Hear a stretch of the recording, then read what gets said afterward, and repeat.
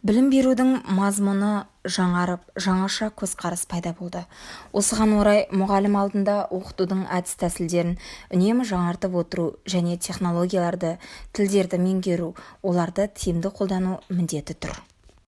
Білім беру стратегиялары барлық сыныппен топта жүргізілетін жұмыс, жеке жұмыс және білім алушылармен кері байланыстан тұратынын өздеріңіз жақсы білесіздер.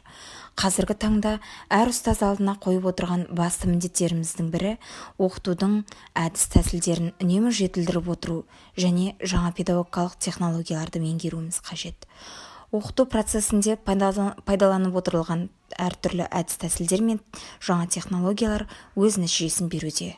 Олар баланың жеке қасиетін аша отырып, оның танымдық қабілетін қалыптастырып және білімін кеңейтуге, тереңдетуге жағдай жасап отыр. Ұстаз болу үшін ең басты мәселе оқыту әдісін дұрыс таңдау. Жаңа педагогикалық технологиялар білім алушының жеке тұлғалық күшін арттырып, шығармашылық ойының дамуына ықпал етеді.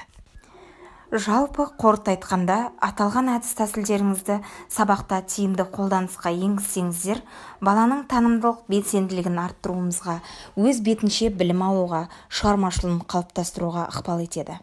Оқушылар оқудың қызықты, жеңіл өтетінділігін, ұжымда бірлесіп жұмыс жасауға үйренетіндігін, білімнің тереңдігін әрі тиянақтылығы артатындығын баяндайды. Яғни білім алушы өз ойын пікірін ашық, еркін айта алады және де бір-бірін тыңдауға үйренеді. Ұжымда ынтымақтастық атмосферасы қалыптасады.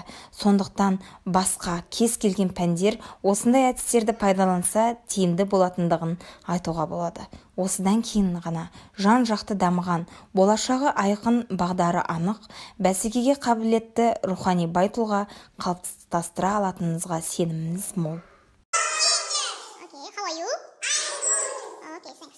Осыған дейінгі жаттаған сөздеріңізді сұраймын қазір. Сендер айтып отырасыңдар, иә? Сәлем. Сау бол.